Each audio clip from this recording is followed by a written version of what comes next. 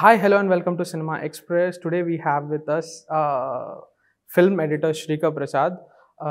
Sir, I started for this interview. I started doing a bit of research, and then I realized that regardless of how much I prepare, I'm gonna fall short because you have done such like the volume, the sheer volume of work is it's huge, right?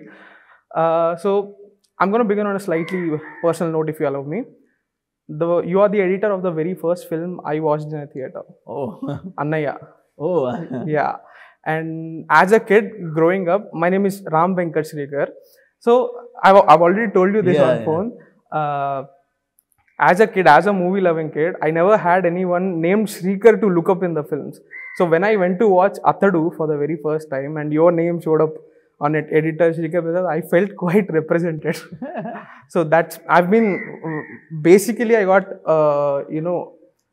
I got fascinated with you and the editing that you do because of your name. And then over the years, I have been following you and what you have been doing across languages. That's just phenomenal. So thank you very much for the time and this conversation. This means a lot.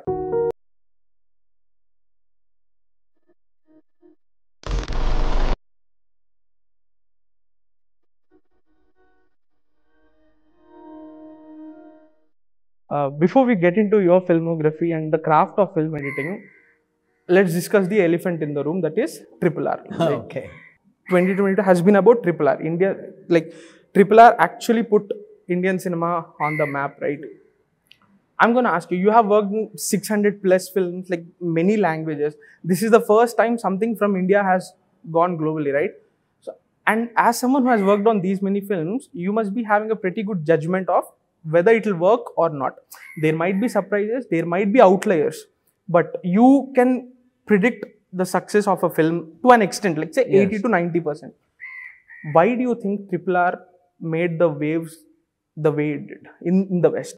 See, that's what, it itself is a huge surprise and things like that, because RRR, we know, is coming from a director who's making larger than life films and is made for a specific audience, which is Telugu audience actually, and which I like very much. Even when we started off, I knew, because this is my first film with him, and I'd known that he had done Bahubali and stuff like that, and he had a market all over India because of those two parts and things like that.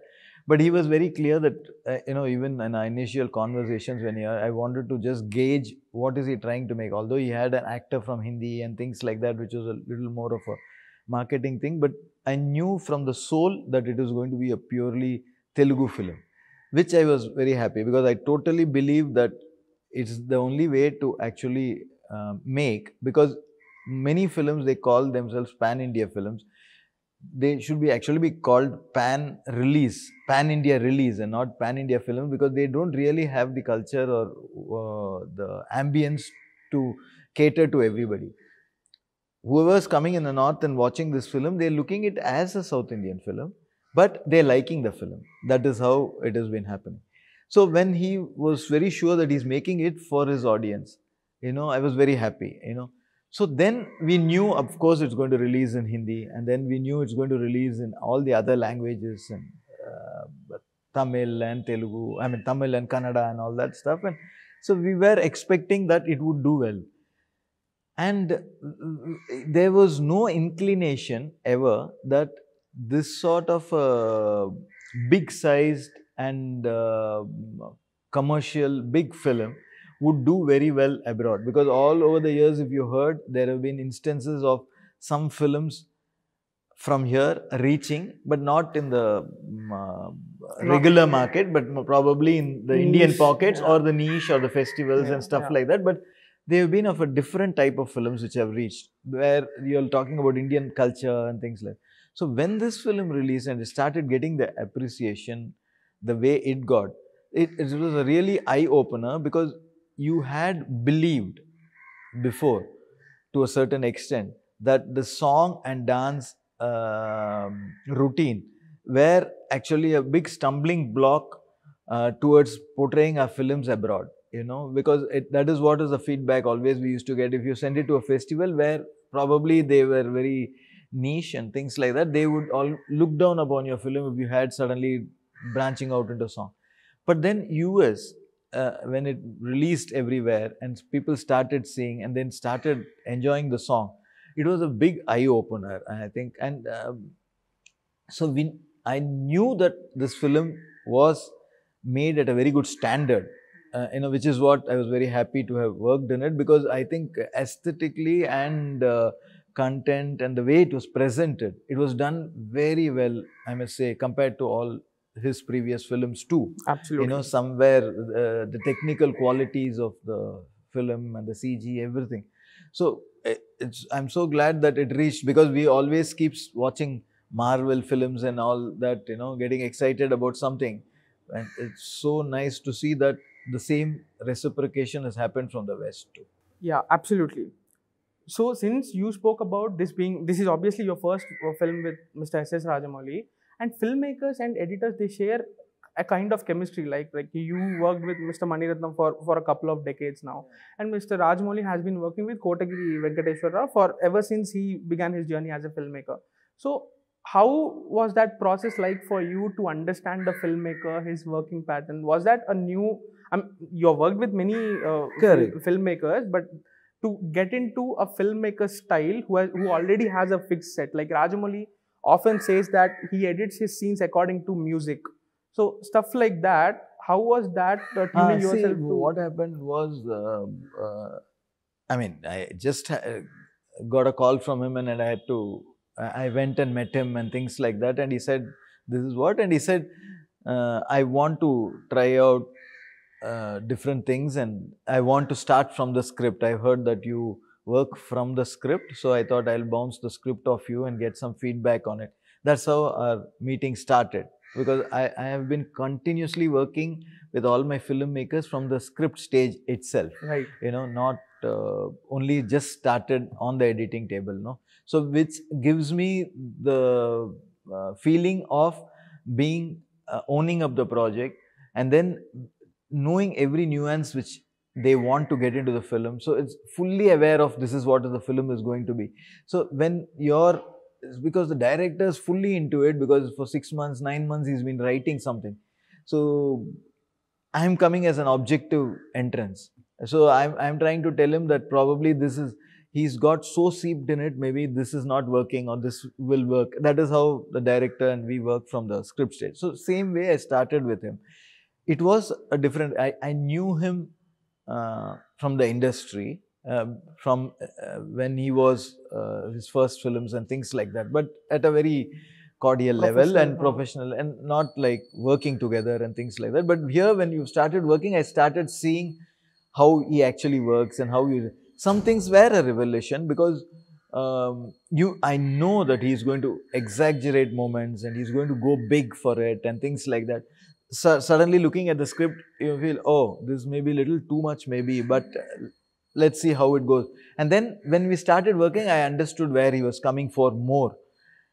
And then I started complimenting that, because that is his vision of making, and in that, how to get it a semblance of what you would call aesthetic and uniformity, and not doing any additional, because this is a period film and it was almost a thriller. So we just kept it to the basic, called classical mode of editing. They never tried any unnecessary gimmicks or anything like that, And what I liked was that he was looking at it as an emotional story. There was going to be big actions. He told me something very interesting, in our first meeting. He said, see, my story is woven around big moments. That's how I operate. I create the big moments, and then my story is woven around it. That is how I work, So I don't know how that, but that's how I'm working. But as it went on, the emotional quotient of it, what actually I liked, to maintain that emotional quotient of friendship, coming out from the friendship, then getting back, which was more important to me than the action. The action took eyeballs, but I'm saying what really worked, only action wouldn't have worked, but this emotional content, And he always talked as if it was an emotional film between two friends, you know, which we tried to maintain. So somewhere slowly I understood and got into the zone of his way of making films, and I found that he's making a big film, he's taking a lot of time to make the big film, but he's giving a lot of hard work into it. It's not like he's shooting 10 hours of footage, 10 hours of edited length and then getting it into 3 hours. He's not doing it like that, you know, because he's every shot is planning properly and trying to get it into the film at the best way. So there were several layers of working also, you know. First, for action sequences, there was a layer where we did previs, he did previs. Yeah. So he made us understand that this is how he wants, you know. Then it went into a video previs. Those were actually we edited first. Then he did a mock shoot of some scenes, like with extra actors and fighters and things like that, action.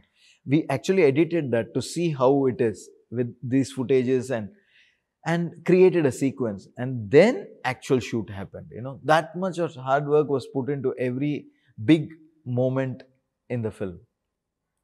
Wow. I have another question from there. Since you spoke about the importance of previs and because there's a lot of VFX involved, can we say that RRR is one film in your career that required you to imagine the most?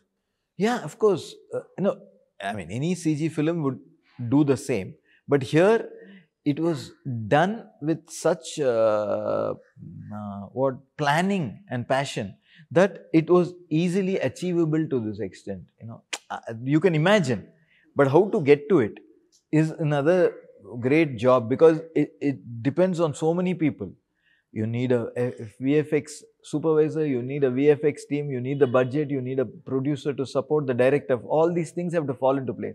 Here he had absolute control over that, because he would choose who will do it the best in the world or best in India and get those people to do it. So whatever he visualized, first it was put on paper, then it was put on a video, then it was given to them and at every stage we had to, of course we have to, there was a lot of thing which it was there in the scene, we had to imagine while cutting, so that there's enough space for an X animal to fall or X animal to jump, whatever, like that, you know. So that sort of, but what finally why it came out well is, I would say the credit would go to the planning. Okay. So you got involved in RRR in June 2018. Yeah. And the film released in, I think you logged the edit in 2021, September, October. Yes, so how do you retain your judgment or the objectivity for a period of 3 years? You must have seen it multiple times, right? How will you know whether it's working or not? See, that's what, you know, how this whole format used to happen was, I don't know whether the COVID breaks was an advantage or disadvantage, whatever. Finally, I would say it is an advantage, because as the shooting was happening, you know, initially shooting was happening. As the shooting was happening, we were editing, you know. So he's having a sked of 20 days, suppose. The footages were coming to me in Chennai and I was editing it. And then at the end of the sked, I would have, within 2-3 days of shooting, finishing, I would have probably had the edit ready. And we would have sent it to him for his viewing and things like that. And he's also doing a little bit of checking on the online and stuff like that. So after this process over, if there's a gap involved, we used to meet and freeze that part of the edit. But like any film, it only used to be a particular sequence, you know. And in this more so, because they were concentrating on the big sequences initially, because they had to go through CG. So we used to go lock that sequence to get it to an extent and see, you know, whether it is ready to be given to CG, because we cannot afford to give much more than necessary to the VFX, because it will have a bearing on the cost on the film. So he used to, you know, it used to sometimes happen in 2-3 passes, but we used to get it to an extent where we say, okay, this much we'll give for VFX. It may be about 8.5 minutes or 9 minutes, and the final film, it may be only 7.5 films, but that's okay. But it's not like 12 minutes and that 12 sort to of 5, thing. yeah, So we yeah. had to take some judgments calls that he has shot probably 12 minutes, but we would retain probably 8 the core items and remove the rest and okay, lock this. Let's the CG start. Certain assets used to be created before, but the actual CG used to start up. So at regular intervals, this used to be happening for the major sequences. But then when the breaks came for COVID and things like that, we had probably half the film ready. And it was an exercise when first half of it was almost ready. We used to view it and take calls and whether the narrative is fine, if there is something to be added, if there is something which, there were a few concerns which used to come up, like whether to start the film like this or, because this film has a peculiar way of introducing two characters. So it's not conventionally with one character and you go on with his story. So you have a break in between, you introduce another character and then you have to get back to the old. So how to get to that without actually distracting the audience? This is going to interest the audience, but it should also not distract enough from the earlier story. If you see the film, it would have started with somebody being kidnapped. But when you come back to the next scene, it will be some other, it's not even connected to the story. So these sort of decisions, whether to go in this, we tried different ways of putting it together and seeing how it works. And then from the script, we were trying to look at the characterization. Say, for example, NTR is there, Beam. Was he cheating that girl or was he guilty of cheating? These things were, while initial part of the shooting, were doubts which I got and we expressed to the director. And then he did a little bit of close-ups and things for them to know that he is unwittingly putting her into trouble. And that's what you want, and not like taking her for a ride at some point, because you want that sort of a feeling, So these sort of things. Wow. So the first half was almost ready. So we did 2-3 passes on seeing it and getting it and saying that, okay, first half is basically working, and then the second part, little bit of shooting had happened, but then it also was going on. As soon as things started opening up, that also started shooting. So it was a process. It was a long process, but it was a process which we had a lot of time, I think, and it was, at least you must say that in the action sequences and the songs and all that, it was very planned and precise. So it didn't, I mean, for this scale of a film, it's not like we would have scrapped so much as removed from the film, or it must be very minimal, which we have not used in the film, What are some things that we didn't get to see on the big screen? No, there very little, extension of scenes, or sometimes there would have been a scene which would have played out for a longer time. We would have concised the scene, things like that. Nothing major was thrown out of the film or anything like that. Initially, there was a possibility of a song, a romantic song or something in the second half, which all were advising not to have, because it doesn't have that space for it. And finally, it didn't happen also, although it was a sort of a decision which was taken at the end of it, but they said, okay, we'll not have that song. So like that, I think it was a work under progress, So, and there was a lot of time for him to do, so for CG and everything. So it all fell into place in the right way, I think. Yeah. Intention. And to me, I love the first half of RRR because the way it happens, like the way it follows two characters parallelly, the way it cuts from one character to the other character set, because he's on a pursuit, like NTR is on a pursuit, Ramcharan is also on a pursuit. The way it keeps cutting between them, it was so, like the first half itself it's like a proper film of sorts. So from this question, and you have always been someone who spoke about structure changes on the editing table, right? Like non-linear becomes linear, linear becomes non-linear. Structure is always bound to change on the editing table. So how closely do you think editing and writing as crafts are entwined? See, they're very much entwined, because what happens is, see, when you're writing, is also you're trying to tell a story. The storytelling part is huge. But in writing, sometimes you take liberties to introduce some things. You can say if it's a bigger scale film, you will introduce some items like some humor and things like that, and where you take the liberty. So that is so writing is something where you to keep the writing first and then the screenplay is something which makes the audience very intrigued and watching all the time, for the thing. That is what happens. Editing also is something like that. You have to see in writing, you may have written that X person is coming to do a small job.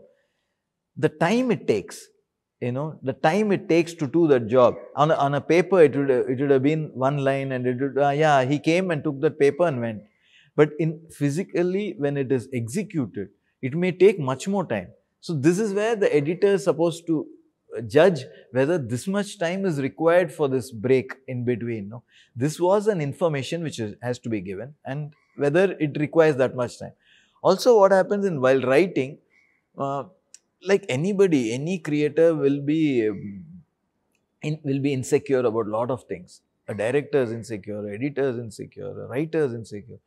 Because of that also, you try to underline some things a lot of times. Like, I'm saying, you have a stammer. Somebody has a stammer. So, he may, probably that guy doesn't stammer all throughout the film. In real life, they stammer at some points. But when writing, you would have probably made sure that the stammer comes through in many places. Like that, anything like that. So, you underline some things in writing. While reading, it would be fine. For we would itself in the draft, we would have said it's okay. But when you see it, the first time, whatever came out of it would have made such an impact that you don't actually require to repeat that information. So, repeating information while viewing is something also the editor has to take care. It's not necessary if it is strong. And there'll be things like, when one scene is written, one guy comes and he clearly tells him that, I am not going to listen to you, or something like that, some strong statement he makes. And the other, or he's saying, I will not give you the money. Suppose somebody is saying. While filmmaking, this is something you have to take a call on, because a person comes and he says to the other guy, I want money. And that guy just looks at him and gives an expression which clearly says he's not going to give the money. So that is enough, because this is a very cliched statement to make if you're otherwise able to convey it. So these are the calls we keep consistently taking, because some things said will take off the whole impact of that particular scene. Maybe a silence would actually elevate the scene, So like that, various calls have to be taken during the editing process to make it very engaging. Because when he tells that, maybe it just drops, you know what he's already told. So the next one, what is going to come, it gets repeated. If the outside you come back and tell your wife, he never paid me money, you're going to repeat the same information. For what? It doesn't. So cinematically, because it's an audio visual medium, you have to somehow balance between these things. And what an editor, I think, paramountly has to look at is where to end a sequence. Because a sequence has a purpose, information, something is there. When that is fulfilled, there is no point in continuing that sequence just because it has been shot. While shooting, it would have been shot because it required a start, middle and end. That is how sequences are obviously shot, but it doesn't require, you can move on with the story. So, all these sort of things, an editor has to look. But most importantly is how, when these things are taken care, the story will flow from A to B to C to D. So, during this process, we will realize in the screenplay that suppose A, B, C, D, E, F is there. You will realize that D is not necessary to tell the story from C to E. Then the D goes out. you know, it can be removed and still the story could work, you know. So that sort of thing is where or sometimes you realize that the first 30 minutes is all information, it's not really holding you. So then there have been instances where a later part of the film or towards the end of the film, a part of it is put. If you've seen screenplay, a lot of films have a top opening which is very dramatic. They do it because with the hope that it holds your attention. And then you go into the backstory and come back to it wherever, but at least it's already hold your attention. They'll show a murder at the beginning. So you know there's going to be murder, there's going to be something which will come and join. You know, that sort of thing. Cold opening. It could be a cold opening or it could be a opening from the later part of the film. You know, the climax will be opened in the beginning. So these sort of things can also happen after the shoot, during the editing process. The only thing is, I mean, the objective is that to see that it holds the attention of the audience, you know, it does not give you a dip, you know. Lots of times there are songs which you come in, you know, which are assumed that they are required. But as you see over the years that songs are, I mean, it's not really that you want to, in some films songs work, most of the film songs don't work. There is a little resistance to having too many songs in the film. Probably there were 6 songs before, now there are only 4 songs or 3 songs. So that sort of thing, you know, some myths have to be broken along the way. But the editor's job is to make sure that it is an engaging watch as long as it's just like reading a book. You spoke about 2 things here. One is that how the purpose of songs or say how the utility of songs has changed over the years. 20 years ago, 6 songs was a norm. Right now, like, it's not the norm. And second thing, attention. You spoke about the capturing the attention of the audience, right? I personally think the attention span has taken a significant beating. People are not able to watch films in theaters with silence. If there is like 5 seconds of silence, I can hear a comment. The film might not necessarily be a bad film. People are not able to handle that silence for 10 seconds, or, you know, they are not able to sit through a minute of calmness where nothing is happening. In this age, like, and we are seeing how action sequences, how films, everybody is talking about the high that a film has to give, how pacey it has to be. How challenging is it for you to edit for the millennial generation that is now consuming content, 30-second clip, 30-second vertical content? How hard is it for you to make them sit through a 5-minute conversation? Yeah, so there are 2-3 different things in the question you asked. One is the attention span. Attention span definitely is gone down. It is because of the advent of technology in the sense of internet, then television, internet, and various YouTube and various channels. So where so much information is being packed into small capsules of 30 minutes, 20 minutes, 30 minutes, which you are able to get a high out of watching 20 minutes or 10 minutes, or, you know, it's almost like how you're selling a product, like ads and all. In 1 minute you're telling a story. So like this has been going on for some time. So people have got idea of watching a lot of smaller segments of film and this, which is engrossing them for that. That is one area of attention span. And watching television, you can cram much more information into 1 minute than you can on a theater, which you should be, I mean, the filmmaker should be aware of. Because if the same 1 minute, what you can cram, you know, you can probably have 60 shots in 60 seconds in a television and can register because it's only 21 inches. But the same amount of information, if you put it in more than 100, 200 times a television screen on theater, it may not even register. So it is definitely a different experience. So the filmmaker has to be aware of it. This is one thing. The second question you were talking about is, which I don't think is because of attention span, which is the sound in the theater. It is how our audience have been tuned over maybe 20 years or 25 years, where they have been continuously bombarded with music, background music. See, filmmaking is an art. I mean, if you look at it, it is something which you need to see in totality, whether it's 1 hour or 2 hours, and then come and enjoy. But they push the audience to sit with big background music, which means even a mediocre product can be bombarded with a lot of music to make you sit, because you don't have an option to get out of it, think, like that. So this has been happening, and if you see in our the decibel levels in our theatres is very high. It is not supposed to be. Medically also, it's not advisable to have so much actually, but they have bombarded in the last. So the moment a commercial cinema is there, the mix level itself is such high.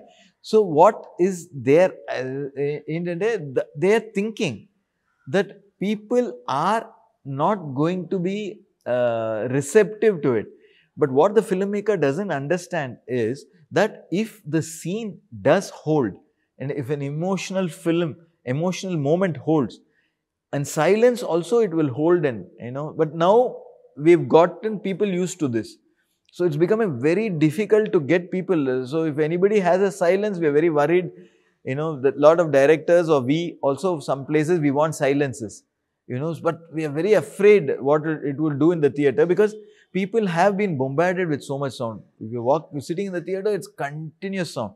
And the sound, what is the sound? The sound is underlining that moment, which is not actually required for every moment. It's not adding anything new. It's not adding anything, but it's making sure that that means it's an insecurity on the part of the filmmaker, because he feels that his emotional moment is not coming through. And he needs the help of music. He needs the help of music to make it, oh, this is emotional moment. This is, you have to cry. This you have to laugh. That sort of thing. If you see RRR also, I'm very happy in some places that when Keeravani does music, I've seen that he does it for the big moments. There is a blast of music, there is big music, everything. But there are moments where he really goes down and lets the audience sink into the thing. That is what is required. I think that is something which, so now what has become is that it has become an industry standard that a film has to be packed with music, irrespective of what music. Even an emotional film is packed with music, because they don't want to take a risk of this restlessness which you're talking. The restlessness is, I believe, is because of the content of the scene at that moment, and it's not because it doesn't have music. If the content holds you, they are going to work. There are a lot of films in which they're speaking dialogues and things like that, and you're just watching it, for a long time. The point that you just mentioned, that S.S. Rajamouli went for a lot of silences in RRR. That's why I feel RRR is his best film, because it's his most evolved work. One of my favorite moments in RRR, which I vividly remember while watching in theatre, is when Beam goes to meet Malli right after the Naatu Naatu song. It's absolutely silent. Correct. When Jenny is talking to him about, saying that his eyes are always looking for something, and then he goes and sees the little girl and she's crying. Had it been the same Rajamouli 10 years ago, he would have had sad violin music playing in the background. But in RRR, no, he gives silence. But that moment is emotional, so it holds. No, so it's the filmmaker has to make the moments work, and it doesn't have to be, Even Mani Ratnam, lots of places he uses silence or very basic music, and not like this thing, because he tries to, get a blend of music which will help, but not like underline everything. Oh, cry, you have a music. For laugh, you have a music. For everything, it's like that, because it takes away from cinema. You actually feel sad, because cinema is something, it's not only a commercial tool. It came through because of various factors. It's a way of expression of a person. A person is trying to express himself, and a team sits and gets that expression out. It can be entertainment, it can be anything, it can be a message, it can be a visual treat, anything. But what happens is anybody going to a film has to see the whole film, But that is being greatly defeated because recently, if you see films you don't actually associate it as a total film. It is at that moment what your titillation which is happening, So there are a lot of items. So you are enjoying the items and coming out, and you don't remember the film at all. As a whole. You don't remember the film as a whole after even 1 year. Immediately you don't remember. After 1 year, you don't totally remember. But that day, so we call it just at that moment gratification, no? It's not like, so that is not what cinema is actually about, Cinema is something, you're telling a story, if you see recent films, like if you see Banshees of Inisherin and all that, if you release it in India, I don't know what will be the reaction.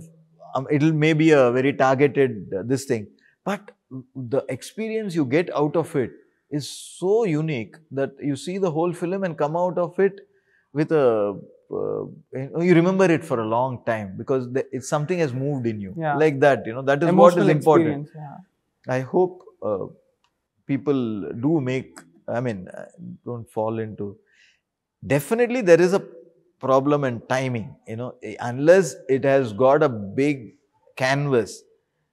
It's because a person, even like me, I would like to spend 2 hours out rather than 3 hours. That sort of thing. That's how it has become. The way life has become much faster, then you move on to another thing. So attention span is less. So it makes sense to make films which are smaller. But if the situation demands, and like RRR was 3 hours, they watched. There were other films which are 3 hours, they do watch also. So it totally depends on where critics all the time look at it and say that length, if it's too much, they say editing, which is not the way to look at it because I was asking also some people, I always ask the journalists itself, how do you look at editing? Because how you perceive what is editing. What is editing you may know. What is good editing and bad editing, and do they give reasonable responses? Yeah, they have responses, but it is like, what I would look at in to judge a film, whether it's well edited or not so well edited, doesn't definitely depend on the length of the film, because the story or the vision demands the length of that particular thing. But how much a scene can hold or how much, where to end the scene, that actually determines the thing, how much to hold a moment, You can hold a moment of a big actor crying for 1 minute. If it doesn't hold, that means you're actually defeating the purpose. Maybe at 40 seconds it would have held the audience interest. Because audience interest, after a point you suddenly start going down, akkada varaku you can't hold that shot. That judgment is what is good editing and bad editing, Speaking about critics, it reminds me of the brutally harsh response Virata Parvam got from beautiful film.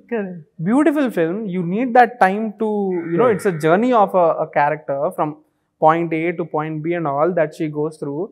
And the kind of responses that film got was like, they angered me quite a bit. Not just critics, but even normal, the viewers. They were like, the film is lengthy by 30 minutes. The film is lengthy by 40 minutes. Come on, man. It's a story. Dil Chahta Hai, sir. Your film was 177 minutes long. Nobody questioned about that. No, it's actually, see, what has happened over the thing also is, people are looking, at least common people. That's why always, whenever a director comes with a new subject, I very clearly try to know what is the target he is looking at. Virata Parvam, we knew was going to be difficult for people to digest in that sense, because it's coming in a phase where not many films are running, and the only films which are running or being even seen are the totally comedy entertainment sort of thing, because people have gone through a phase and they're coming out and want to just have they want to enjoy and go. So you know it's going to be a difficult. You know it's a good one. So it all boils down to who's the target for this audience. If they know, if the filmmaker knows, it will make his job much more easier. Because why? If he knows that his target audience is less, he's going to go and spend less. He should not be foolish to go and spend more when his target audience itself is less. A Telugu film is releasing. This type of cinema చూస్తున్నారు, ఏ type of audience ఈ cinema చూస్తున్నారు. Every cinema, ఒక action cinema, లేకపోతే ఒక thriller. See now all these Adivisesh films and all that. They're doing very well. They're very interesting, but they shot at a budget, and it has a niche audience initially. It probably moves little more than that niche audience, but it won't attract an audience of Chiranjeevi film or a RRR. So you have to know that the filmmaker of the production or the filmmaker has to know before investing X amount. So if you invest too much into a project, any project, and then expect the whole world to see, it's a sort of a miracle which happens sometimes. It may not happen every time. See, that film had a very dry subject to tell. It was about Naxalism. It was a serious subject. So in expecting and that sort of situation, that many people to come and explore itself is a little bit of a risk, So like this, you have to, I think, for a filmmaker. So if somebody comes with the script, I'm saying, what are you making? Some people come with really sensitive or very sensible stuff, and they just want to explore what they want. I'm saying, what is this going to reach? Where are you going to send it? Are you going to send it for a festival? Are you going to send? Because it has to be structured like that. So if it's going for a festival, I can't have over dramatic moments in the film or in the sequences which will jar, because all the films which are going and competing with you or going to be shown with you are going to be very subtle. The subtlety, so you need to make it subtle. So when I was doing a Tamil film called ToLet, he was sort of a friend and filmmaker and a cameraman.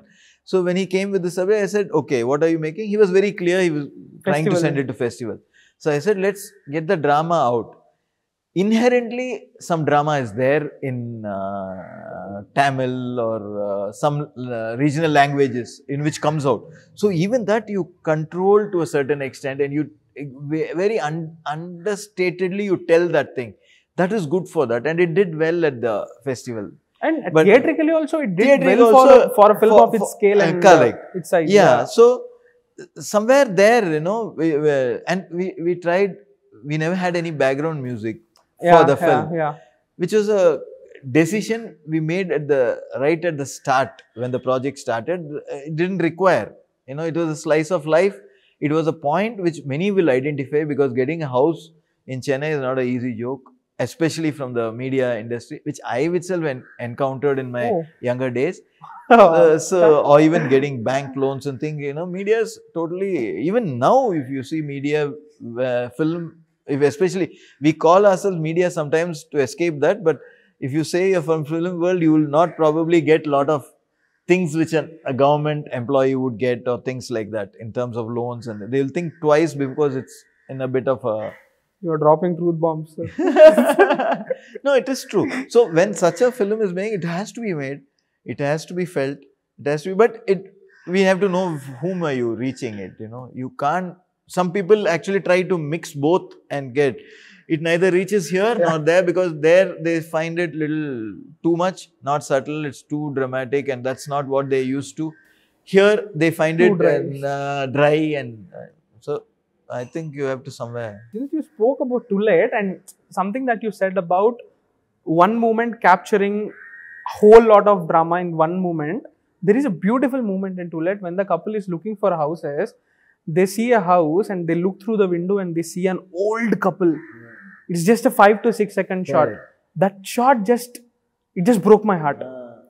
That just 5 seconds, not a single word spoken. It's a huge thing. If they go for this, she will be displaced, like they are displaced. So which is, very, I think it was a very good idea to have that sequence in that film. You know, for him Not to a write. single word uttered, no melodramatic BGM, nothing. But it makes an impact. Yeah, a lot of impact. That is the power of cinema. You know, cinema is something which, you know, we constantly try to, you know, that's why I work in all sorts of cinema also, because I basically believe that cinema shouldn't get, you know, boxed by, you know, it has to be like that, then only it will run and this.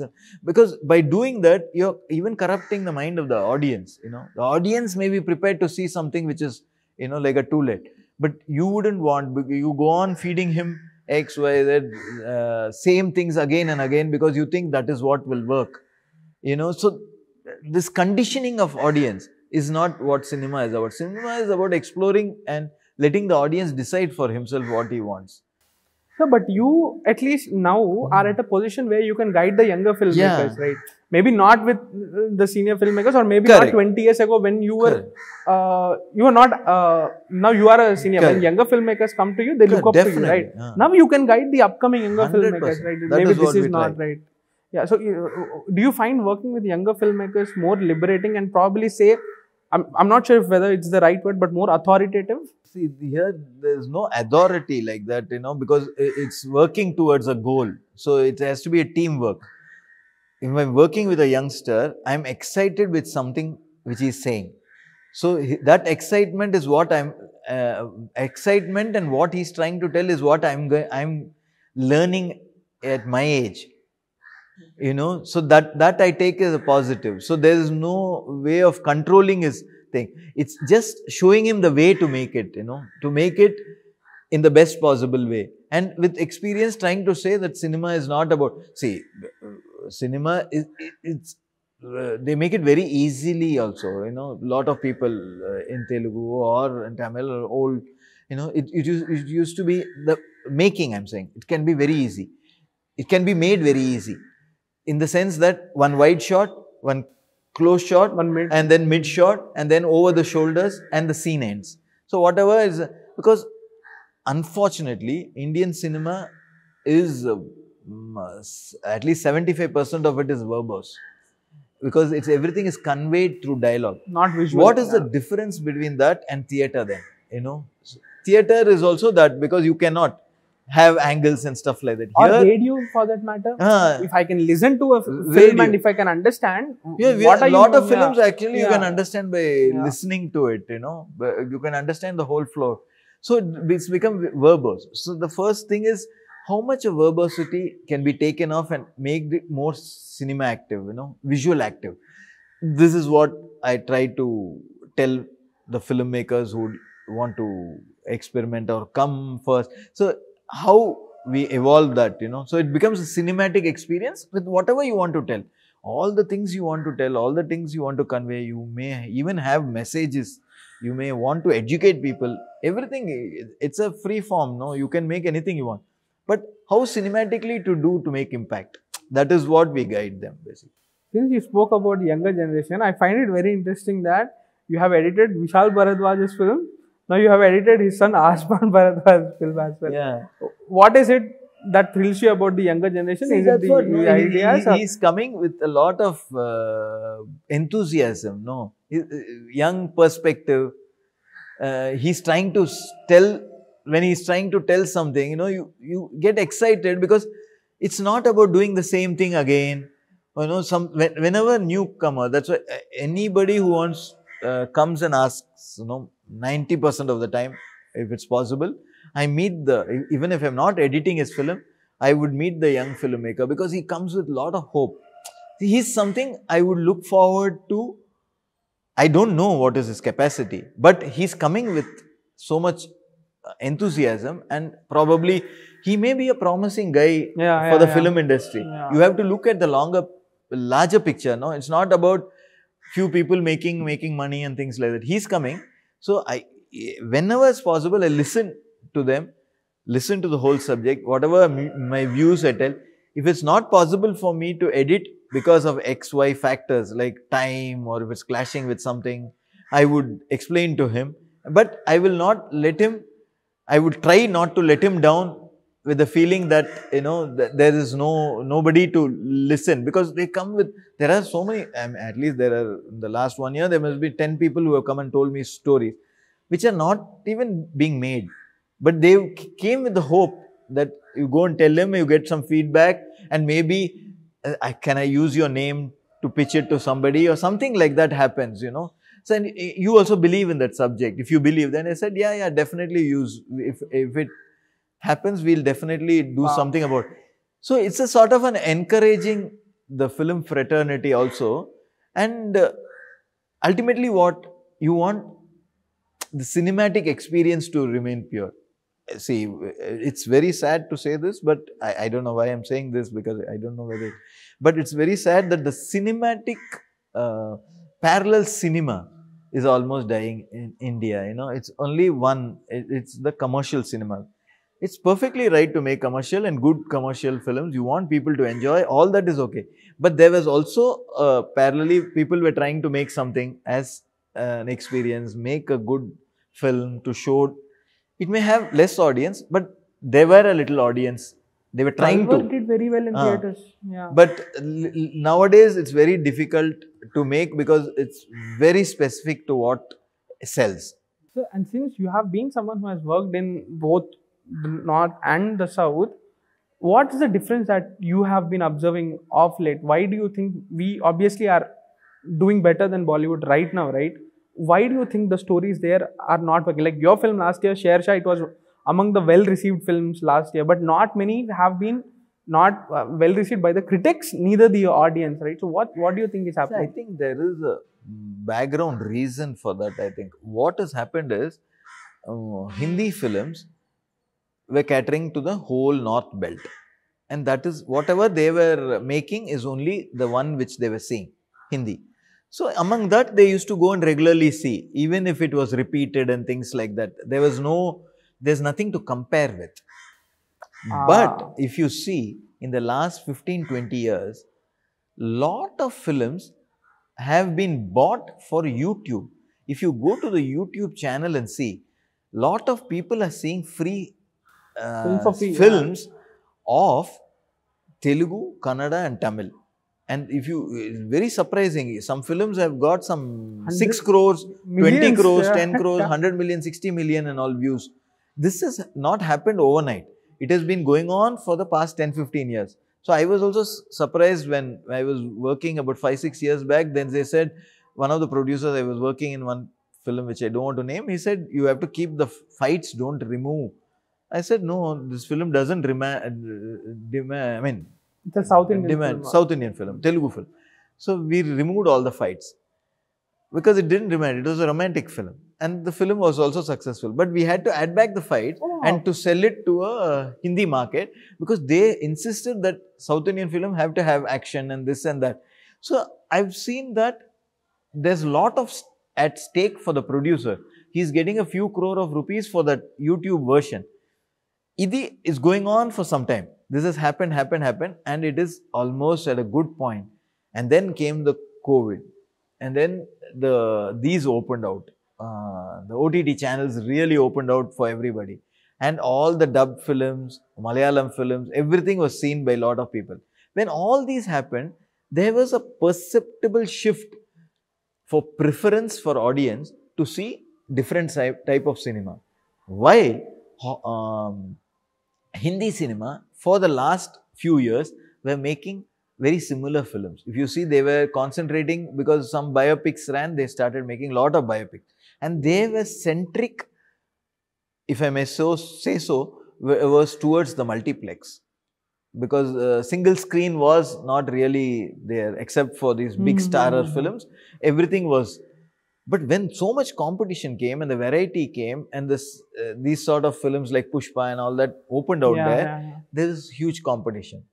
I think they will also come now. Now the Pathan is doing well, and slowly they will also get, it's just a disconnect, I think. It happens sometimes for a period of time, but they will come back in a strong way, and they will start making movies which will connect with their audience. But this is what could have really triggered this, They were not seeing anything except Hindi cinema, and then then they started comparing action in Telugu cinema is so huge. The guy who liked to see action film, they would rather see this Telugu dubbed film rather than seeing a Hindi film which has minimal action and not over the top. So like that, the northern belt actually determined that they want to see that sort of thing, and it changed in the 3-4 years. But I think slowly these people are looking into it, and I think Hindi cinema will bounce back into whatever they have to dish out to sustain their market. Yeah. Couple of final questions. If you look at Hollywood, the editors there, they don't take up as many projects as our Indian editors do. Somebody like Walter Merck, after doing Apocalypse Now, he took 5 years for his next project. Likewise, Lee Smith, who did 1917, after 3 years now he has done another film with Sam Mendes, Empire of the Light. But you must have worked on 20 to 25 films in the past 2 years, right? Yeah. So, and that's what is happening with prominent editors in India.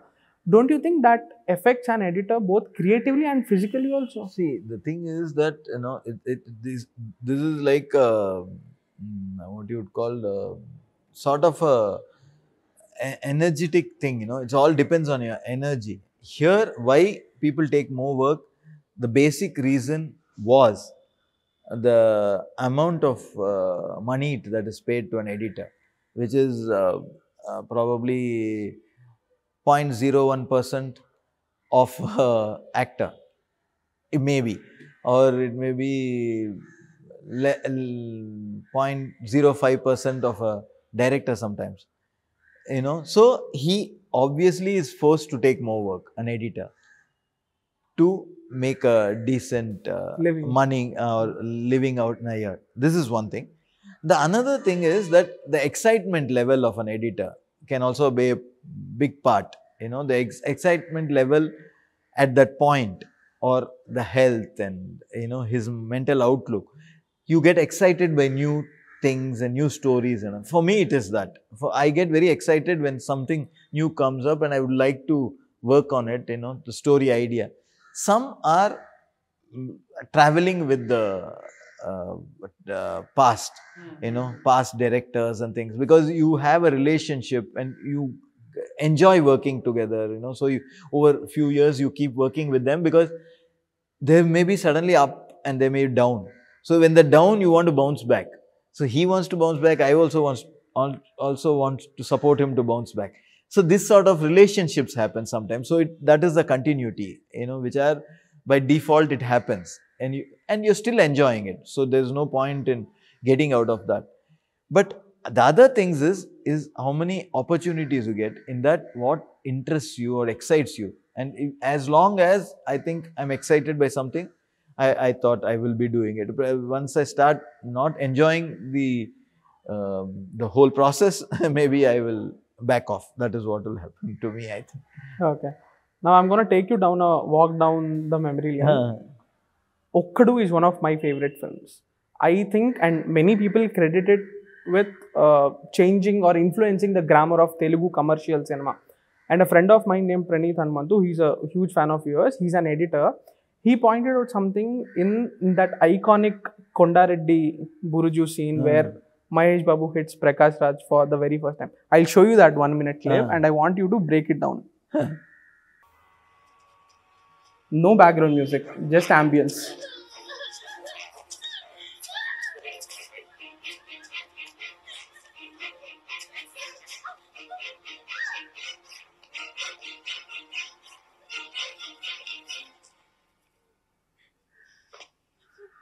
Silence.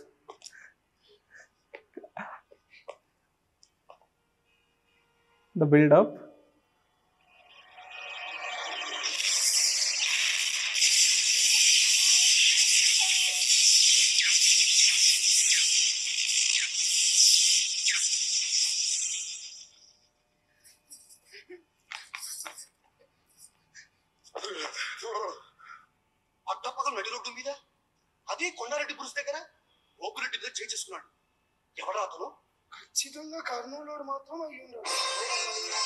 This is the moment. It's been.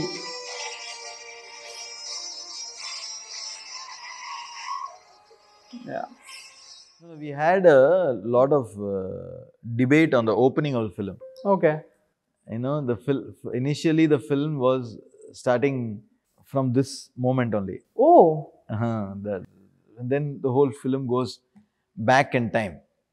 And then it comes like that. But then we thought that it was not registering for people, you know, when it was too high in the beginning, and then, you know, so then we went back to a little bit of establishment of all these guys, and then came to the running up.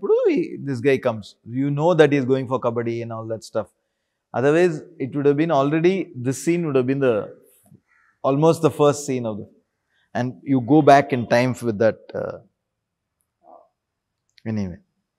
So what do we do? What I love about this scene is when Mahesh Babu sees that Prakash Raj is abusing Bhumika and taking her, and when he walks, it's just a wide shot. Correct. There is no shots of the leg, because it's a defining moment in his life and the story, right? When he decides to make the change, it's a very important moment. But no, you don't go for any close-ups. There are no exact. Back in the day, you'd go zoom, zoom, zoom on his face. Nothing. There's just a static shot. He's walking. Prakash Raj is on the right side of the screen. He comes. He just stands there, and no BGM also. It's just the ambience. The whole idea was at the time is that, see, you know something is going to happen, but you don't know this is going to happen. I mean, the beating, because you established that guy into some monster in that area.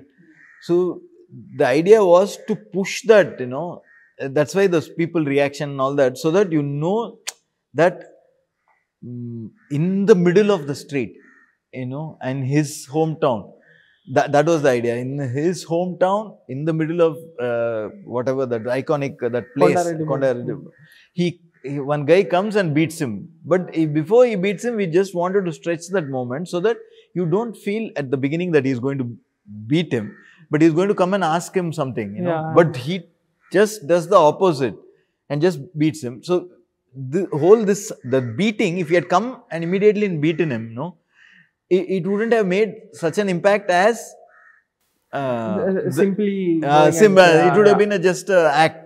But the silence in between, just to stretch that moment, what the hell, what are you looking at me like that? And then suddenly he bashes, you know, and that guy falls. Even that guy falling was done to incapacitate him for some time, so that he doesn't get back into the fight. That's why he hits that, what you would call electrical sparks. Sparks and all, so that we made that so that when he hits that, he's incapacitated for some time for him to move. Otherwise, even if you hit one guy, that guy is going to come back and hit you back, you know. So, that's the I think what you would call screenplay. This thing, no, the dialogue. Who the hell is this guy? Yeah, you know, that was I mean, smart writing. I think, you know, it is something which is used often now. Then you show, it's like an introduction. But usually what happens is you say all these things to build up a character, and then the character comes. Even in RRR it was there, if you see, you know, Rajiv Kanakala builds him up, builds up, so that you know that, you know, that sort of guy is there. So but in this, it's not done like that. It's done slightly differently. At the moment, for the people of that place is the shock, not for us or anybody else. So that was the difference in this, I think, but it worked big time. It worked big time, and purely from a viewing experience, you get a big high. Yeah, who loves masala films, I find it quite different, because there is no exaggeration until the act is done. We generally actually in that whole film we don't have any exaggeration. Actually, you know what has happened, you know, I mean, these things, you know, we just go with the flow, but I tend to go towards less exaggeration in all my films in terms of unnecessary build-ups or using artificial gimmickry in video editing and all that stuff, you know, because it is, I think, I've seen the other side of cinema also quite a bit. So even when I did a Tamil film, first time I told the director, first time I'm working with him, Murugadas, the first thing I had to tell him was that I've seen all his, so many of his previous films, and I know how they do all this gimmickry and all that stuff. I said, I don't think I fit the bill for that, because I'm not inclined to it.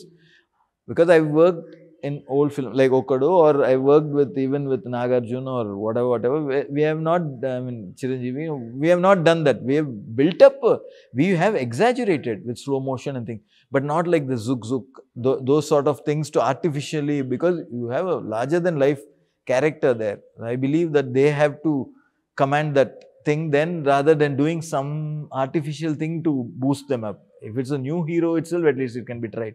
With an established guy, you know, it's very wrong, I feel. Because when you're seeing in the theatre first time, as a fan, whoever is watching, they're trying to absorb the whole of him, not a distorted image of him.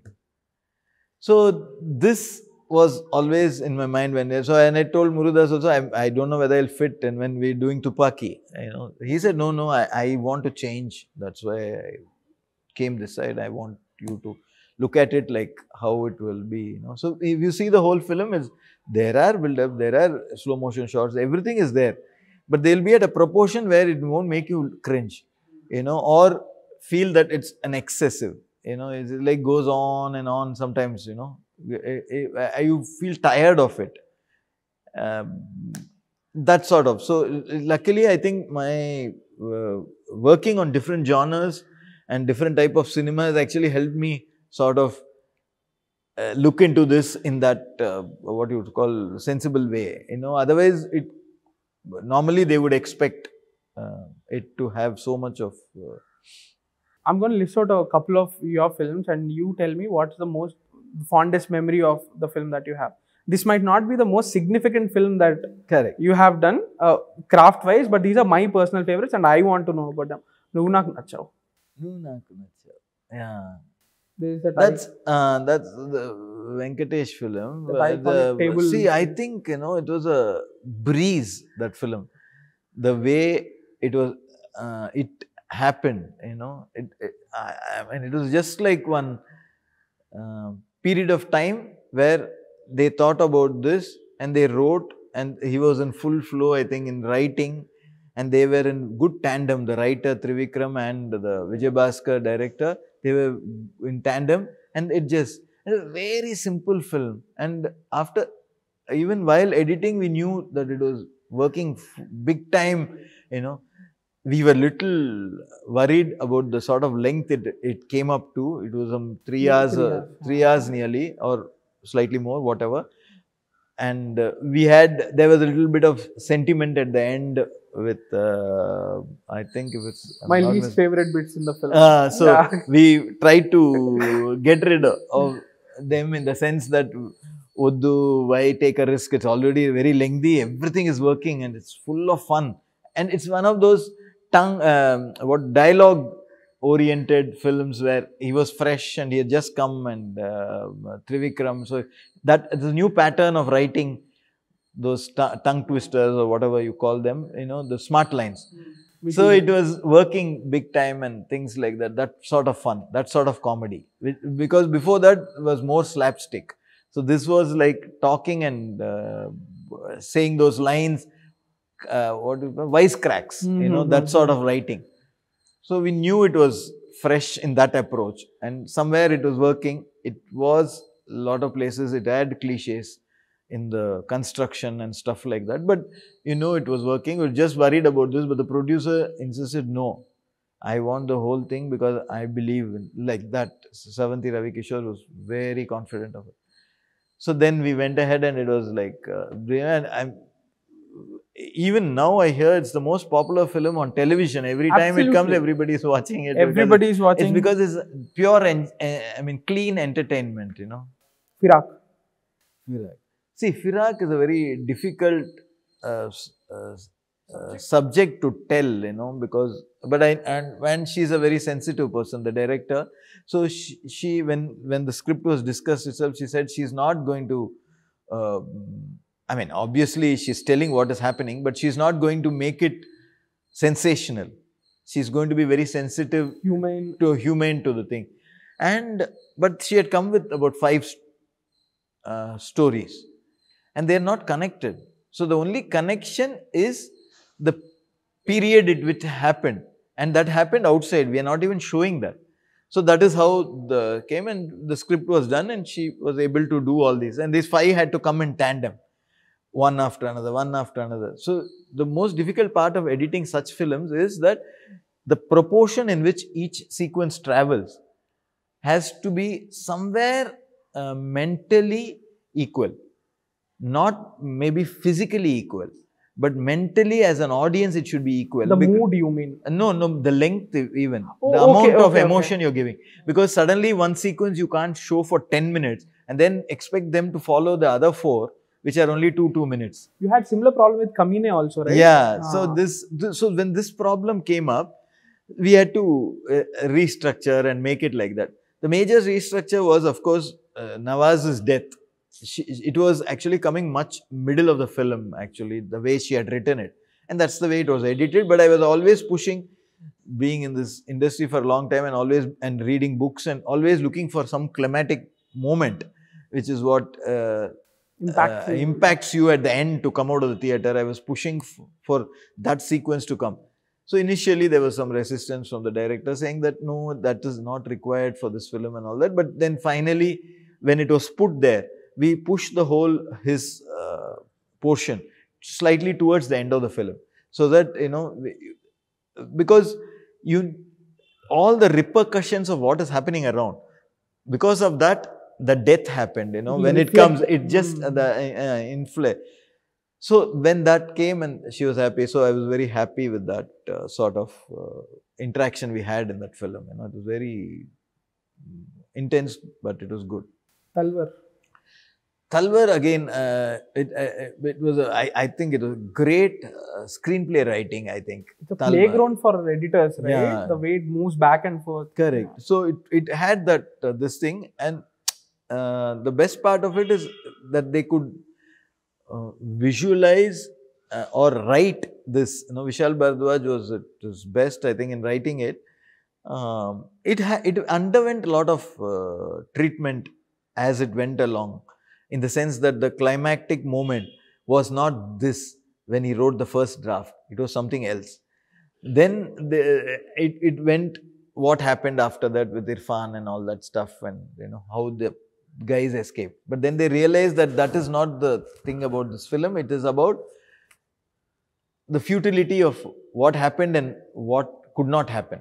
So then he came up with this thing about discussing about it, which turned out to be a big highlight scene where they all sit and tell the minister their point of view and their point of view. That is the climax of the film. That was written later and shot. It was shot multi-camera, and it's a very verbose dialogue scene which a lot of people are speaking. But the old CBI is telling what they found, new CBI is telling what they found, and the guys who scuttled that operation, they are there, they are trying to protect and give new information. So that sort of thing was happening in that. But what was interesting for me as an editor of the film was the film could fall into the feeling of repetitiveness, because there were 3 point of views and 3 times you had to show. You had to show, but you don't want to show too much. Because the 3rd time you're showing the same thing, you're saying, oh, again they're showing the same thing, that feeling will come. So it required quite a bit of thought process to show how much, while it was shot in full. The first investigation was by the police. So there was a little. The second investigation, same investigation happens by the lawyers and by the CBI, Irfan Pathan, their people, CBI. Then another CBI person comes in, because when the CBI hierarchy turns, evidence so then the same place they have to come, same thing they will do, but they will find a new interpretation. So we had to keep the 3rd one to a minimal, where it's the same thing happening, but you only go to the new findings. So that way, if you see, the investigations will proportionately reduce by the time it ends to the 3 in terms of time. The investigation will be there. And time we take to tell that, so that you don't get repetitive and don't feel, bored with that particular image again and again. So like that we had to structure it. But it was a wonderful opportunity for me also, because I think it was a great screenplay. So we could do justice to it, and it came out well. Going to a completely different side, Billa. Which is, like you said, which is full of heroism and the heroics and theatricality. So that experience was with a director whom I had already worked with for a few films, and was Panja and no, before that also I worked the Arya and Trisha, Arindu Maria Mulam and all that stuff. So we had a good rapport. And then, so when he was making this film, the most, again, the trickiest part of that film was that it's a remake. And I've seen it to remake or fifth remake? I've seen it to death in Hindi, and then I've seen it in Tamil, and so I don't really see the point of making the same story again, other than the fact that my director is getting a big star and they are banking on a recall value for that film.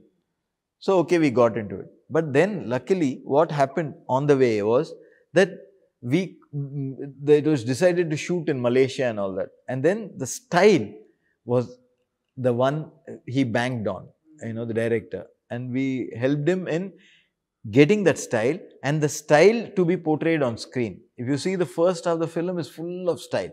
Probably the second half doesn't have so much, because it didn't have scope. It was back to the same story.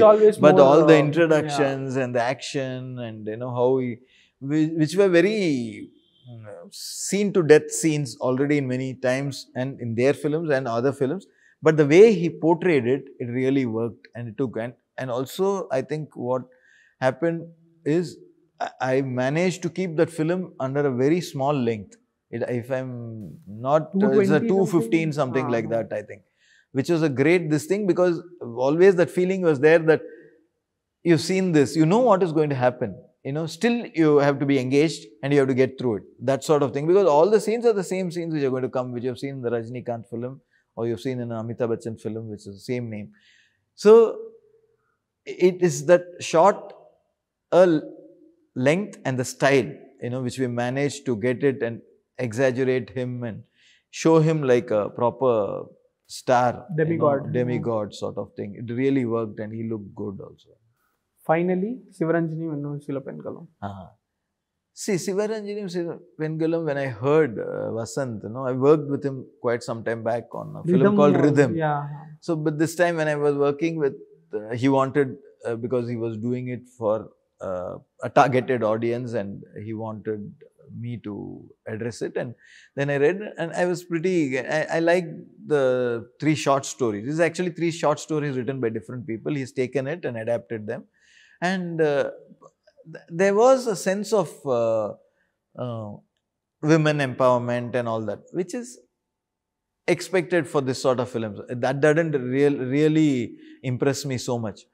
But once he started making, is what impressed me about his taking was the sense of realism he brought into taking, and how he executed the shots.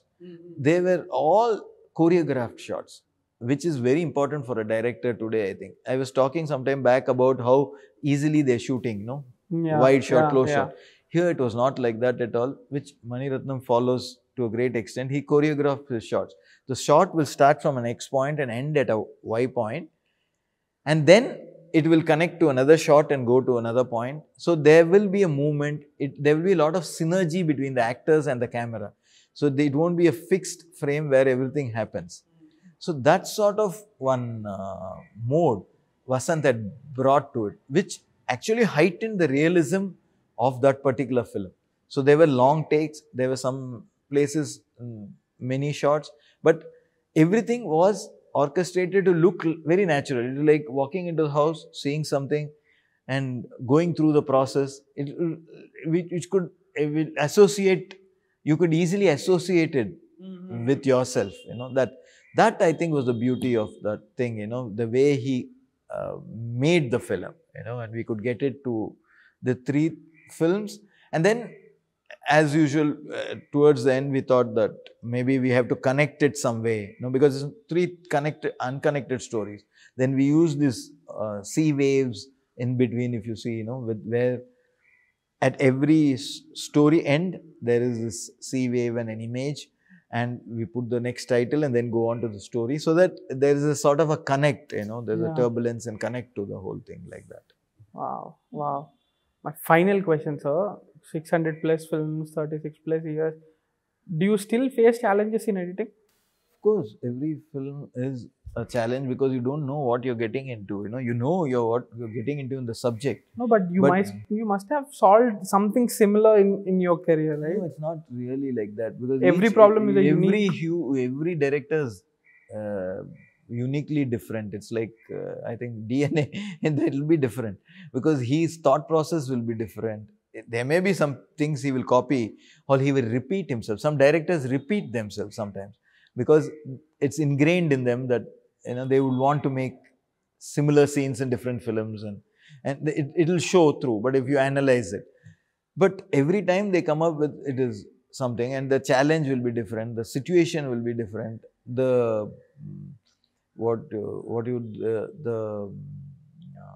how context, not even context, the amount of output will be different. It may not be one day it will be 100% output, one day it will be only 50% output. It could be various factors which will happen. It depends on people, moods, workers, weather, everything. So everything, it turns out into a challenge on a particular day to get that thing. So it's like overcoming so many challenges, and then initially it will be overcoming 60 challenges if it has 60 scenes, only those scenes. But then when it's put together, then it's the much bigger challenge of seeing it as a whole film, as a flow. So that becomes another. So it is not what you would call a mechanical easiest of things to do. But if you enjoy the process, then it probably doesn't tell on you. Wonderful, sir. Thank you very much for your time and for being patient when you were sitting up. Thank you very much. This conversation, it really means a lot. I learned a lot. People who will be watching it will find it quite insightful. Thank you very much. Thank you. Thank you.